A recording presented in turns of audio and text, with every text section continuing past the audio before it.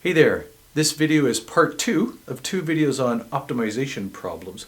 In the first video we looked at 3 examples to get us started, and in this video we're going to look at 2 a little bit more involved examples. So if you haven't watched part 1, I would encourage you to do that. The link should be up above here, and after that, or if you've already watched that, keep going with this to get more understanding of how to solve optimization problems using calculus. Now, just a quick recap of what we did in part 1. We talked about what optimization problems are, or in other words, extreme value problems. We looked at kind of an overall strategy for solving them, what approach is going to come up that's common in all of them, and then we did 3 different examples that we saw. The first one was just starting simple, the product of 2 numbers that we're looking for the product as large as possible, the product as small as possible. We found that the smallest possible was actually at the end points and the largest possible was at the critical point that you found. Next, we looked at another classic type of optimization problem in calculus, which is a rectangular enclosure where one of the sides is not using the fencing or whatever is involved. So in this case, a farmer making an enclosure along a river. And we found a critical point that gave us the maximum area that you could enclose. And then we looked at a business-related problem about revenue from a concert hall that was a little bit more involved, sort of more quantities involved, but found a critical point that gave us the maximum possible revenue. And then in that case too, we talked about the minimum possible revenue, which was again one of the end points. And if you haven't watched that first video, part 1 of this, I really would encourage you to do that first. Again, you can find the link near the beginning of this video because the 2 problems that we look at in this video are both 3-dimensional volume and surface area type things that are a little bit more involved, more quantities involved. So it's really going to be helpful to watch that first part first. So do that. Anyways, here's our 2 examples. In this first example, we're looking at fabricating a box. And specifically, we're looking at making an open top box that is made from a 16 by 30 centimeter piece of cardboard. And we're going to do that by cutting squares that are equal size out of the 4 corners and then bending the sides up. And then what we're going to look for in this is we're going to look for what size should the squares be so that the box holds as much as possible. Now, holds as much as possible, you have to kind of interpret that to mean volume, and in fact the next sentence even tells you you're looking at what's the resulting maximum volume. So as with a lot of these, the hard part is just visualizing and understanding what is going on. And in this case, 3-dimensional, sometimes the visualizing is the hard part. So I have a diagram here for you that helps you kind of understand just how we're going to make this box. So there's our piece of cardboard. As you can see, again, it's 16 by 30 centimeters, and we're going to cut squares out of the corner here, those 4 squares, and then we're going to fold the flaps up that result, those 4 flaps, and we're going to create the box like that and end up with this box here. Now, the first step is always identifying some quantities, and there's a little bit of a hint here that I've given you that that's a good thing to make one of the variables is this, right? It says, what size should the squares be? And so that is what we're going to make our first variable here. X is going to be the side length of the squares that you cut from the box. The other things here, if we're talking about volume, what we need here, the volume of this rectangular prism, is just length times width times height. So we're going to use H, L, and W to be the dimensions of the box. And then we do need a variable for volume, the thing that we're going to maximize. So we have lots of things going on there. We have 5 variables there, and we're going to try and write some equations for how all of those are related to each other. And just before we get moving here, I'm going to also note here, we're trying to maximize the volume. This is the thing we're trying to maximize. So that's what we want to end up with a function for volume in terms of one variable. But to start with here, we know that the volume of a rectangular prism is just length times width times height, like that. And what we need to do now is we can't have all of these variables here. We need it to just be one variable. And since this is the thing we're trying to determine, we're going to write all of the other dimensions in terms of that one variable. So if you go back to the picture here, x was our size of square we're going to cut, and where that ends up in the finished box here is the side length of these flaps, which fold up so it ends up being the height of the box. So we're going to say that the height of the box is x there. And then for the other two dimensions, well, the cardboard is 30, but when you take away two of these squares, it reduces it by x over here and x over here. So the length of the thing is going to be 30 take away 2x. And similarly, when you take away two squares from the side that's 16, the width there is going to be 16 minus 2x. And those are actually our constraints that we're going to use to get rid of our variables, but we'll make a list of them here first. So our constraints, we had the length was 30 minus 2x, we had the width was 16 minus 2x, and then we had the height was just x. And so when we're writing our function here, we're going to replace this height with x, we're going to replace this length with 30 minus 2x, and we're going to replace this width with 16 minus 2x. And now we've got this so that it's just x involved here, no other variable. So then I am going to call this v as a function of x. You could just call it v if you want, but I prefer to do that to emphasize that it's a function of x, that side length. And you can multiply that out, of course. When you multiply it out and simplify it, you're going to get that function. All right, so that's our function that we're trying to maximize. So the way we're going to do that, as we did before, is find the derivative and look for critical points. And so our derivative there is going to be 480 minus 2 times 92, 184x, plus 3 times 4, 12x squared. And you can write that in kind of the order you're more used to there, with the 12x squared first, then the minus 184x, and then the 480 on the end. But to find critical points, we have to look at where it's 0 or undefined. That is never undefined, so we don't have to worry about that. So we just have to worry about where it's 0. You can solve that by factoring it or quadratic formula. The very first thing maybe you want to do, though, is since all of those you can divide by the same thing and it's 0 on the other side, you can divide both sides by 4 here. If you divide both sides by 4, that's of course still 0 on that side, but that gives you 3x squared. If you divide 184 by 4, you get 46. And if you divide 480 by 4, you get 120. Just makes the numbers a little smaller and easier to work with. As I said, you can factor it or use the quadratic formula. If you factor that, of course, it's still equal to 0 here. The two factors are 3x minus 10 and x minus 12. And so then our solutions here, our values of x are 10/3 or 12. Now you might think, oh, okay, there's two critical points here. Maybe one's a maximum, maybe one's a minimum. Except what we really need to do, and we probably could have done this right off the bat once we thought about the setup and all of our variables here, is we really should be considering the domain, and the domain in this situation, the feasible domain that applies in this situation. Of course, for this function, you could put any value of x in there. But in the situation, only certain values are going to work.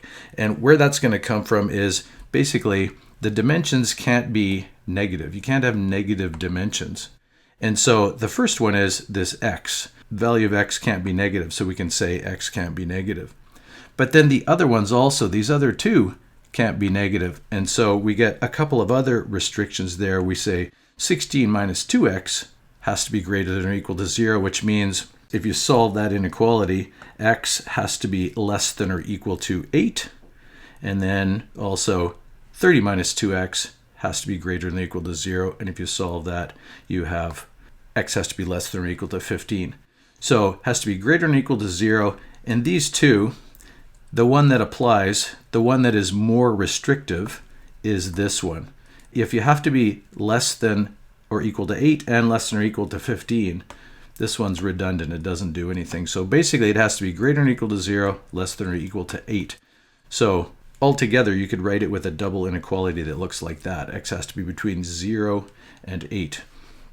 You could argue over whether you put the equal to there, and that's more of a philosophical discussion about whether it's a box or not. If we go back to the picture here, those two endpoints of the feasible domain, 8 and 0, if you don't cut anything out of this, right, you can't cut less than 0. So it makes sense that they can't be negative, but you could cut 0. Right? It's just going to be a flat piece of paper, and actually the volume is going to be 0. So you could argue whether that's a box or not. But it's harder to see why 8 is the maximum you can cut. But if you think about it, if you cut a square that's 8 here, and you cut a square that's 8 there, they're going to touch each other. You're going to just chop off this entire side, and you're going to have no flap on this side to fold up. So you can't cut more than that. If you tried to cut more than 8, like if you cut 12 or something like that, it's bigger there, and then you got to overlap this other one here. That doesn't work either. So 8's the biggest you can cut. The reason I bring that up now is because when you look at the two values that we just found, we have 10/3, about 3.33, and we have 12 that we got. But our feasible domain between 0 and 8, we can't have 12, right? Because we said you can't cut more than 8. So what we have to do here is we actually have to reject this value. It works in the function that we had, but it doesn't work in our situation. It's not in the feasible domain here. So really we just have one critical point that's going to apply, and that's that one, 10/3 or 3.33. And so then that is going to give us the size of square we should cut.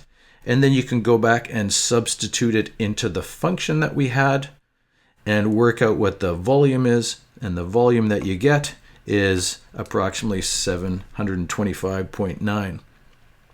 All right, so that is our maximum. You could again go and check that it's a maximum. You could either check the derivative on either side, make sure it's positive to the left and negative to the right, going up, then going down. Or you could just check the values, try a number slightly smaller than that, make sure the volume goes down, try a number slightly bigger than that, make sure the volume goes down. But that is indeed the maximum if you do that. So if we want to write our answer here, we can say that if we cut squares of approximately 3.33 centimeters, then it's going to give us our maximum volume of 725.9 cubic centimeters. All right. This didn't ask for the minimum volume at all, but maybe you should note here that the endpoints of 0 and 8 both produce a volume of 0. As I said before, right? Flat piece of cardboard if you chose 0. And if you chose 8, you wouldn't have a flap to fold up on the side, so it'd actually be just two flaps that fold together and also have a volume of 0. All right. Before we look at our next example, let's have a quick look at this one graphically so we can make connections between some of the things that we saw here. All right, so to create a graph of this function, we'll punch it in here. V of x equals 4x cubed minus 92x squared plus 480x. And we'll have to set the dimensions here because we obviously can't see the whole thing here because the vertical axis is, of course, the volumes. And so we're going to have to go up to some bigger numbers there. So that's the whole function if you want all of the features of that equation there. But remember that only part of it is applicable to us. What we found is this point right here. That's the value we found. We found that at 3.33, we found that the volume was a maximum of 7.925, etc. But we also found a critical point at 12, that one, but that was outside our feasible domain. Our feasible domain is actually from there to there. So the only part of this graph that applies is this part of the curve right there, all right? This equation doesn't realize it's representing a real thing where we're restricting the domain. If we wanted to put this in properly, what we would do is put a domain restriction in here so it only graphs that part. But I won't bother with that right now, all right? So that's a graphical confirmation that we did indeed find that correct maximum, and that it is a maximum, and that it matches up with what we did. All right, let's look at our next example. Our second example is, again, another three-dimensional shape, but this time we were asked to design a can. specifically a 1 liter cylindrical can, and we're looking for what dimensions are going to use the least material. So this might seem a little ominous because when you read through, you're used to kind of zeroing in on the numbers probably, and it's hard to even see that there's any numbers in here. There is one number, but it's written as a word, and beyond that, there isn't anything. And there's not even that many words to begin with here, but the important things are we have 1 liter. That's important. It's a cylindrical oil can, so we know we're dealing with a cylinder, and then we have to think about least material. So a good starting point is drawing a picture. So draw some kind of cylinder there, and I've labeled on there the radius and the height, because those are the two things when you talk about the dimensions of a cylinder. And so I am going to use variables r for the radius of the can and h for the height of the can. And then we have to think about least material. Least material, you have to interpret that means you must be talking about what the can's made out of, not the contents of the can. So you're talking about minimizing the surface area of that can. And so what we're going to need is a variable for surface area. I am going to use A for surface area rather than S. For me, when I write an S, it looks a lot like a 5, so I try to stay away from S's. And if you know the formula for the surface area of a cylinder, you can write that down. The surface area is equal to 2 pi r squared plus 2 pi r h. If you're not familiar with that, maybe you should recognize there's 3 surfaces here. There's 2 circles, top and the bottom. That's what this is. Pi r squared is the area of a circle times 2. And then this is the kind of the label, the side of the can. There's 1, which is a rectangle. If you've ever peeled a label off a can, it's a rectangle. And the dimensions of that rectangle are h, vertical, and the distance around the can, the circumference of the can, which is this. So that's where that formula comes from, if you want to understand it a little better. But nonetheless, whether you look it up or you know it, that's our formula. That's the surface area of a cylinder in general. We need to create a function, a formula for our specific can. And this is the constraint here, the fact that it's a 1 liter can. Now, we're going to have dimensions here that presumably we're going to measure in centimeters, probably. If it's a can, that's probably the best unit to use. But we're given something in liters, so we need to do a bit of a unit conversion here to do that. Now, you may or may not know, but hopefully you will now, 1 milliliter is 1 centimeter cubed, or 1 liter is 1,000 centimeters cubed. So we're going to use this conversion here. A liter is 1,000 milliliters, or 1,000 cubic centimeters, and that's going to give us our constraint here, because volume is the constraint, right? It has to be 1 liter. And so if we write the formula for the volume of a cylinder, it's pi r squared h. Again, if you're not sure where that comes from, it's the area of the base times the height. And we know that is equal to 1,000 cubic centimeters. And what we want to do here is we want to rearrange it so that we can eliminate one of these variables. Now, the one that makes sense to eliminate is this h over here, and substitute something in terms of r. So I'm going to isolate this h over here by dividing both sides by pi r squared to just get that h is equal to 1,000 over pi r squared.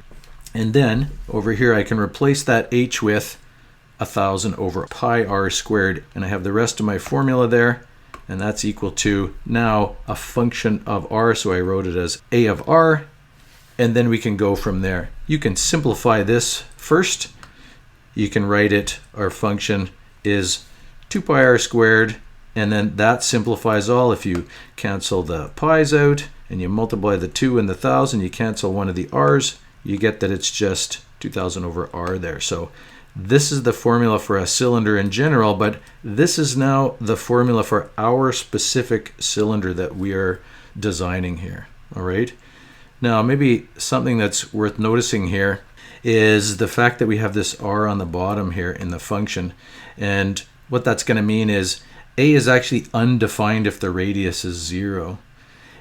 in reality, what that means is you can't have a radius of 0 if we have to have 1,000 centimeters cubed of volume. You have to have this fixed volume, because what that would mean is you have to have an infinitely high height, and that's not obviously possible in reality. So we're not going to worry about that. When we go through and find our derivative now, right, we have r squared. The derivative of that is 2r, and 2r times 2 pi gives us 4 pi r there. This you want to probably think about it as 2000 r to the negative 1, and that would leave us with 2000 r to the negative 2 times minus 1, so that's going to be a negative there. And then you probably want to write that instead as 2000 over r squared. So that's our derivative. And then, of course, to find critical points, we are going to look for where that's equal to 0. And you notice that we're looking for where it's 0. We're not going to worry about where it's undefined, because even though this expression is undefined, and you usually, when you're finding critical points, look for where it's undefined as well. But the original function, as I said here, is undefined when r is 0. So it's not going to mean anything in our situation anyway. So we're just going to look for where it's 0. We can go about solving that equation. If we multiply through both sides by r squared to clear out this fraction here, if you multiply everything by r squared, you just have 2000 there, and you're going to have 4r cubed here. Multiplying the other side by r squared, still 0. I'm going to move that to the other side here, and I have 2000 on that side, and then I still have 4r cubed here. And if I divide both sides by 4 and by pi, I am going to have on the other side 500 over pi, right? Because divide by 4 to get the 500, and then divide by pi. I'm going to leave it like that for now. I'm not going to write it as a decimal yet. And then on this side, I'm going to, of course, have r cubed. And to solve that then, r is going to be the cube root of that expression. Now we'll go to the calculator because I've got it finally completely isolated there. So r is going to be equal to approximately 5.419. If you go to the calculator to work out the cube root of that. And then we have our radius now. And so what we need to do is go and find our value of the height of the can. So we're going to go up over here, and we're going to use this formula and substitute in our value. So our height's going to be approximately equal to 1,000 divided by that value we had squared. And if we work that out, we get that height is approximately 10.839. And we might as well work out the area. It doesn't actually ask for the area, the how much material you're going to use, but well, let's work it out anyway. So you can go back to the function here, this function. You could go back to the original thing and put h and r in, but you could just go back to this and just put the value of r in, which is what I'm going to do here. So we have that the area function for that value is approximately equal to 2 times pi times that value squared plus 2000 divided by that value, which is roughly equal to 553.581 centimeters squared. And we can write for our final answer here that a can with approximate radius of 5.419 centimeters and a height of 10.839 centimeters will result in the minimum amount of material being used. Again, it doesn't ask us for the how much material, but not a bad idea to put it down there that it's roughly 553.581 square centimeters of material that we're going to use. And just before we finish, we'll quickly look at a graph of this one too, just to see what's going on. All right, so to graph our function, we put a of r is equal to 2 pi r squared plus 2000 divided by r. And we have to set our dimensions so that we can see the part we're wanting to look at here. The surface area was big numbers again, like our previous example. Up to there, you might say, what is going on there, these two pieces? Well, we obviously can't have negative radius in this situation. So we're only looking at the positive side. So we'll just move it over here to look at this. And what we just found was this minimum right here, that value. If we set the radius at 5.41, etc., we got our minimum surface area of 553. Now, this is a bit of an interesting one. As I said before, you can't have a radius of 0 if you have a fixed volume, because that would mean a volume of 0, which you can't have. But what happens is, as you go this way from here, as you make the radius smaller and smaller, the surface area gets bigger. That's because to compensate for the smaller and smaller radius, the height has to get bigger and bigger. So the thing's getting skinny and really tall, and that's using more and more material. Think of a tall, skinny rod or pipe or something like that. And then the other way, the radius is getting bigger and bigger, and to compensate there, the height has to get smaller and smaller. So this is getting to be a big, flat, wide, like a pancake kind of shaped can in our situation. And both of those ways are going to head up towards infinite surface area, which is a strange concept. As the radius approaches 0, the surface area approaches infinity. And as the radius approaches infinity, the surface area also approaches infinity. There's no endpoints here to consider or anything, but that's reassuring that we did find that minimum there that you can see in the graph as well. All right, so that and the previous example are two more involved examples of optimization problems. Hopefully between these two and the three from the first video, you have a good overview of how to approach these problems in general. And if you're feeling pretty good about the problems we've looked at so far, you're probably ready to tackle one more classic type of optimization problem that involves rowing across a lake. And what I'm trying to do is I'm trying to minimize the time it takes me to get to my destination. It's a really good problem that's significantly different than the ones we've done so far. So I'd encourage you to watch that next. Use the link above or at the end of this video. So hopefully we'll see you there.